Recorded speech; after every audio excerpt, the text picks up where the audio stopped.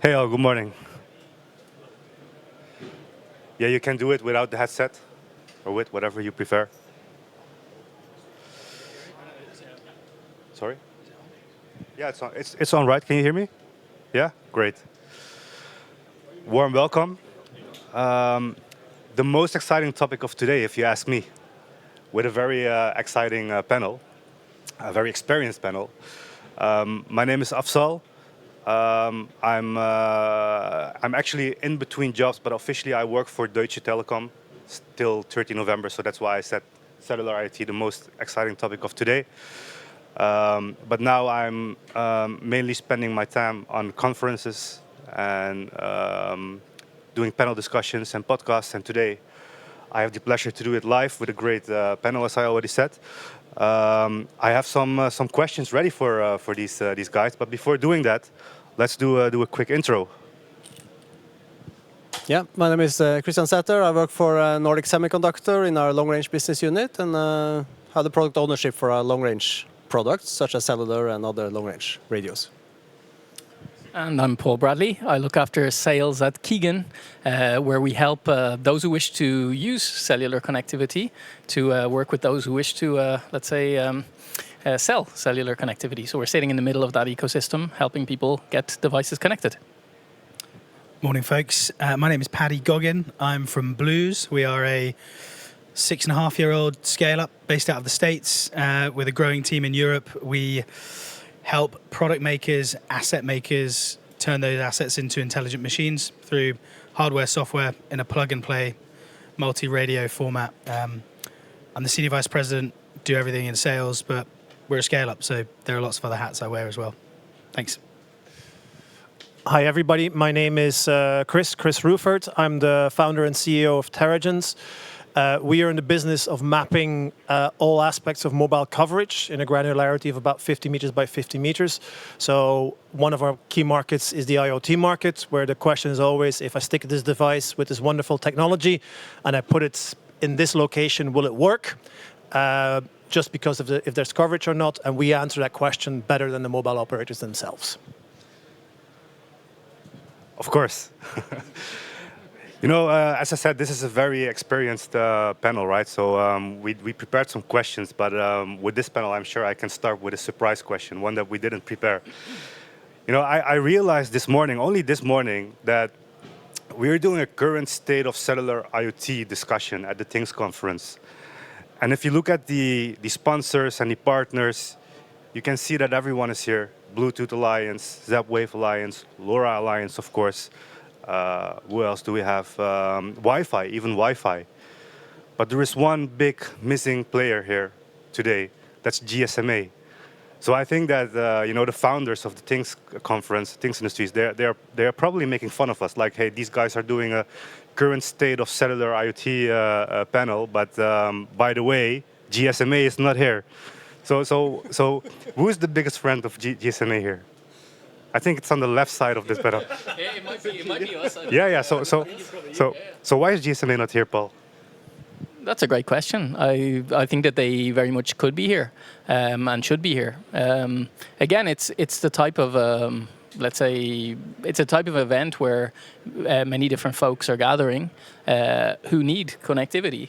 And as an industry association, every event is worth, promoting your technology too, especially given the quality of the technology and given the advancements of easing the access to cellular IoT technologies nowadays. And they're big proponents of that through all of the different working groups and the different things that they've been doing in defining the new eSIM standards alone, in many different things. They've been really lowering barriers to access to technology, and that's something to be applauded. And they should be letting people know about that. And we're doing it as vendors, but again, as an industry association, sometimes it carries more authority in doing so. Great. Anyone else want to comment?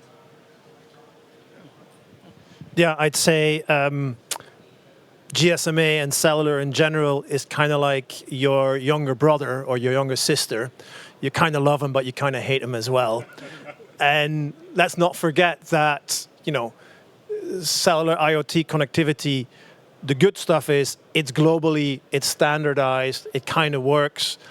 But then there are these little characteristics of it that make you, not like it in equal measures almost. There is the fragmentation, there's the different industry standards, there's the obsession with 5G in all its shapes and, RedCap and eRedCap.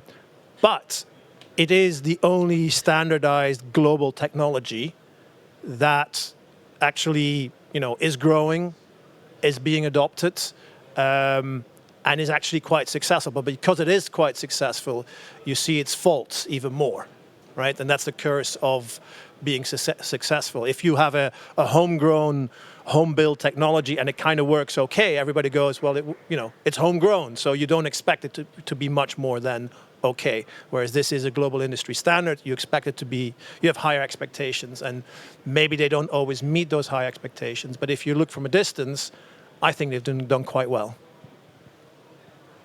You wanted to add something? Yeah, maybe also I can add shortly that if you look at like cellular, GDPP, GSMA, it's really typically focusing on bleeding edge of technology. Like you say, 5G, now 6G is becoming a very hot discussion. And that's really many, many years ahead of IoT. We typically come a few years later when things get more real and do that. And that's why IoT is maybe often on a different place, I would say, than typically GSMA and 3GPP in terms of innovation. Did anybody invite them, by the way? Yes, but to be fair, yesterday we had this pre-event in the evening, and there was one lady, and I guess she's here, not here in the audience, but here at the conference from GSMA. But the funny thing is, she's not from the IoT unit from GSMA. And on the other hand, I think the IoT unit of GSMA, they also decreased since COVID. But I also think that goes hand in hand with the role of MNOs in IoT. That is becoming smaller day by day. But let's talk about more positive stuff. I mean, many people here know that I'm a fan of the developer focus. That's also why I've been following the Things industries since they started, and try to introduce this focus also at GSMA 6-7 years ago. And also within the world of mobile network operators, but that's tough. And it has been a big blocker for cellular IT. But these guys here, I mean, Nordic Semiconductor, they have done a great job with making the hardware, the module, very accessible to developers. I mean, they've done an amazing job. I think it's the most popular dev kit or evaluation kit of today for narrowband IT and LTM. And then Kigen making the soft SIM more accessible, and Blues making the conversion from hardware to software more easy for developers, and the coverage problem, the transparency that we are often not getting from the operators. That's something that Chris is offering us. So I'm sure that these four guys here, that they have plenty of use cases that they want us to tell about. So I'm just wondering, if we look at the last 12 months, what kinds of use cases have you seen scaling and growing, and also in which regions?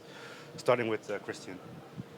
Yeah, so if I look back 12 months, maybe a little bit longer, since this is something that doesn't happen very quick, I think it's very interesting to see that in water and gas and utility metering, we have seen a trend going from cellular becoming too complex, it's too expensive, it's too high power, to becoming the preferred technology with some of the major vendors in water and gas meters around the globe, because the technology and the maturity of the networks is at a place where they say this really works. And availability of modules at the right size and cost and power is getting to the right place for them. The second thing I would mention is that we start to see some big guys in the consumer becoming very interested in LPWAN, narrowband IoT and LTM, which obviously is a huge opportunity to help drive maturity in the ecosystem globally for us. Yeah, thanks, Kristian. I think I would echo firstly the smart utilities, because sometimes when we visit partners in the smart metering space, they have over 100 reels of the same operators EUICC or UICCs. And you might wonder why that is, but there's loads of kind of opportunities there for the eSIM technology to be able to digitize some of that, because it all comes down to provisioning. They have to keep several hundred of the same reels, all because they've been allocated to a different utility provider's account on their CMP platform, on the platform that manages the connectivity. And so they have to keep all of the different reels separate and keep a stock of each of them. So that's just a headache for the utility companies. And so they're all very big on cellular technology and on eSIM. And we're trying to help smoothen a lot of that through in-factory injection.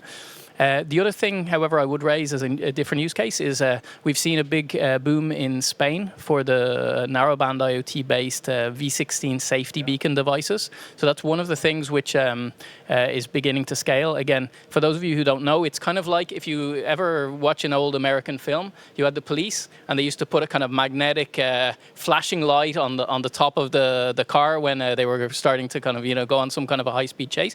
It's exactly like that. It's a beacon that you put on top of the car if you have an emergency, if you break down, an accident, whatever, and then it automatically calls for help as well. And so it's NB-IoT based. It's defined and standardized by the Department of Transport there, and this is starting to scale. It's a mandatory regulation to have one in your vehicle as of end of 2026 or 2027. So this one is starting to scale in a big way.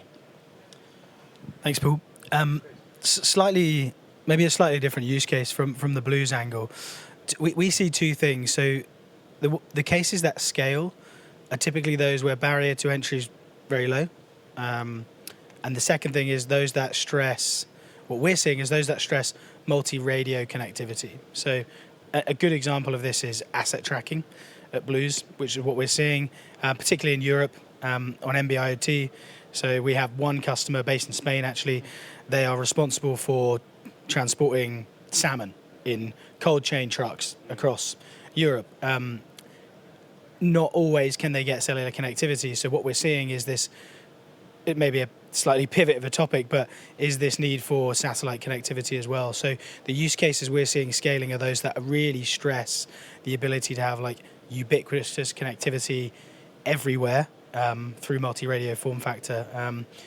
I would say in North America that the trend seems to be Cat 1 Biz is becoming, it is really attractive, right, for obvious reasons. Bandwidth, cost, accessibility, that one is growing for us across North America, but the usual NB-IoT in Europe and Asia is got its feet firmly on the ground.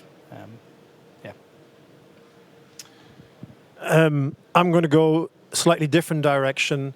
Two use cases. One is a company that we've been working with that developed a tracker for mail parcels. So that kind of tracks not only which handover station your parcel is, but where it is physically, and transpons that, and for high value documents and all that. And the other one is another customer of ours that is in the space of robotic lawnmowers. So they make a lawnmower that mows your grass automatically. The way that's done traditionally is you bury a cable on the edge of the lawn to prevent. Now this works with cellular and GPS. They're not big use cases, but they are interesting to me in the sense that they show how IoT is moving from deep technical B2B things like salmon transport or utilities and smart meters to something that's much more closer to the consumer, and then the consumer is getting exposed to this and goes, that's quite clever, and that I think will open a whole raft of new things, the smart home, which is a bit of an old trope and wasn't so successful, but I think that will come back. Things like the Ringo and all that. These B2B to C applications, open the minds of people of what the art of the possible is and what can be done. B2B to C, that's similar to the V16 solution, right? Yeah.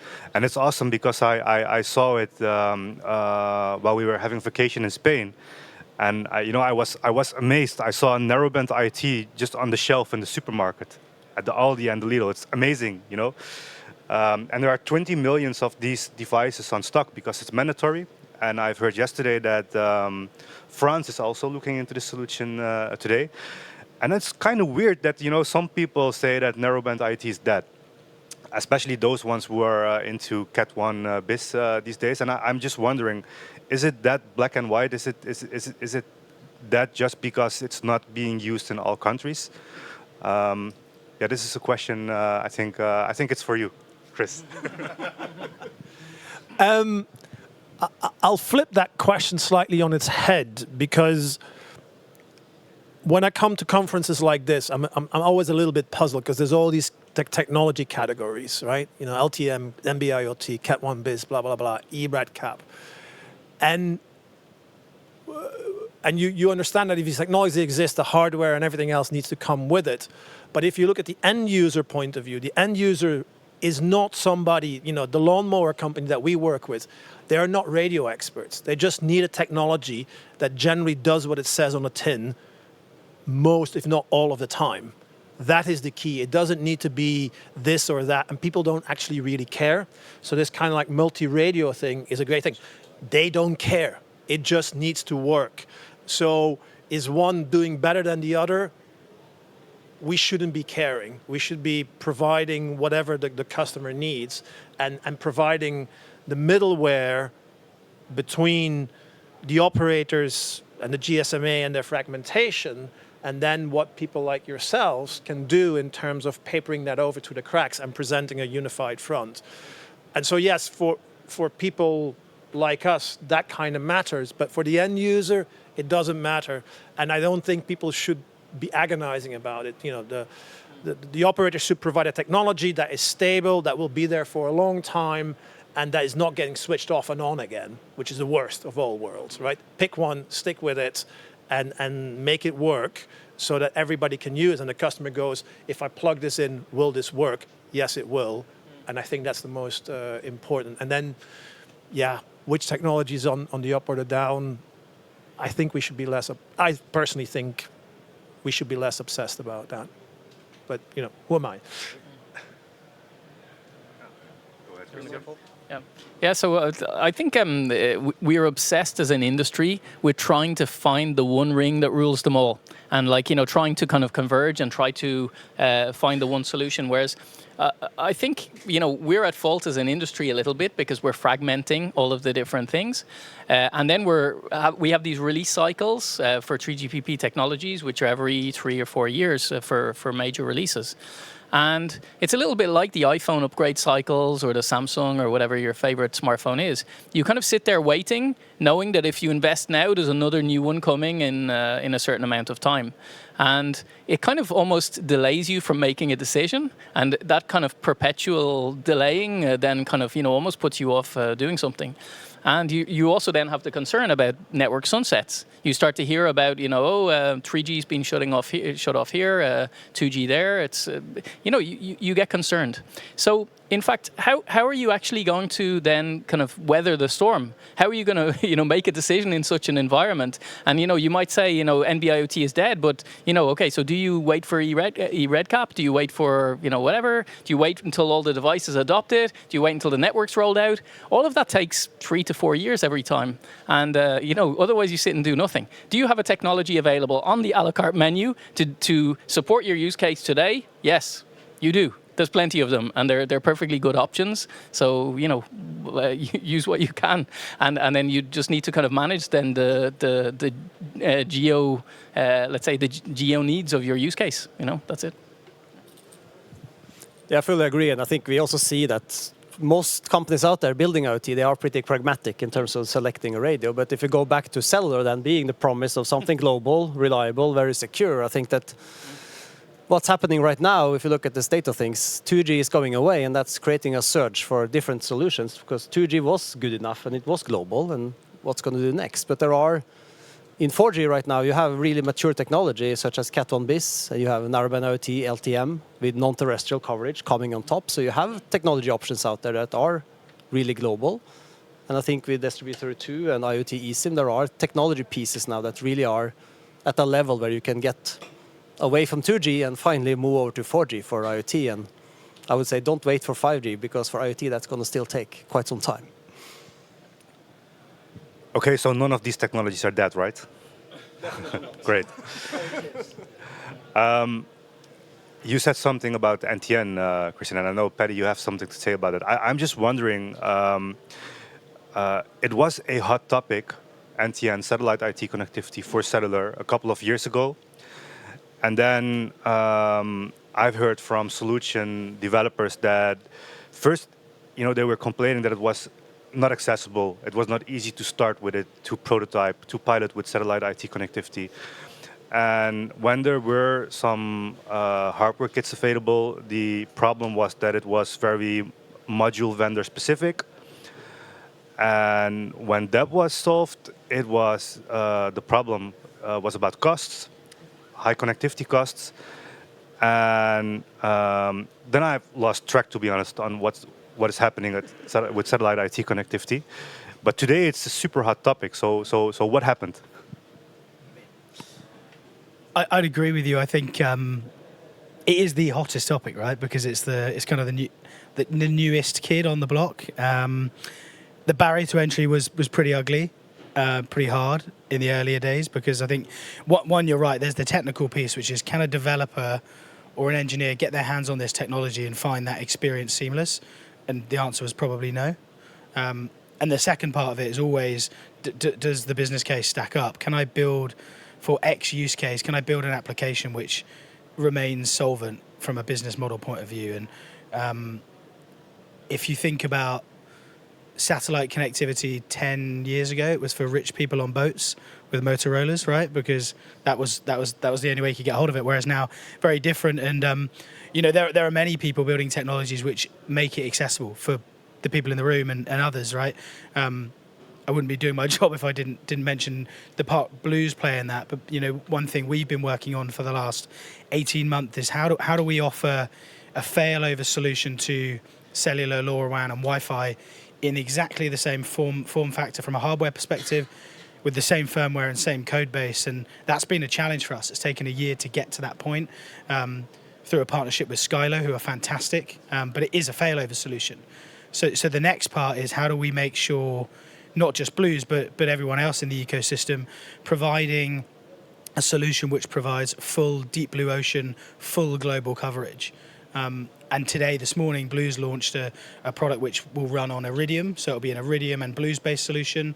The reason I say this is, yes, it's great for Blues, but actually for everyone in the ecosystem, what it shows is there is a shift towards technologies like Iridium, which have been notoriously expensive. They kind of still are. We're breaking the back of that, literally, as we speak. But democratizing the ability to get your hands on a solution which otherwise was just totally out of the question. And I think we'll see in the next 3 to 4 years the access to that technology really easy, and hopefully developers finding it a seamless experience, because without that barrier to entry being low, no one's even going to get to a deployment stage at scale, which is what we all want, I think. Hopefully that helps. Yeah, you wanted to add something?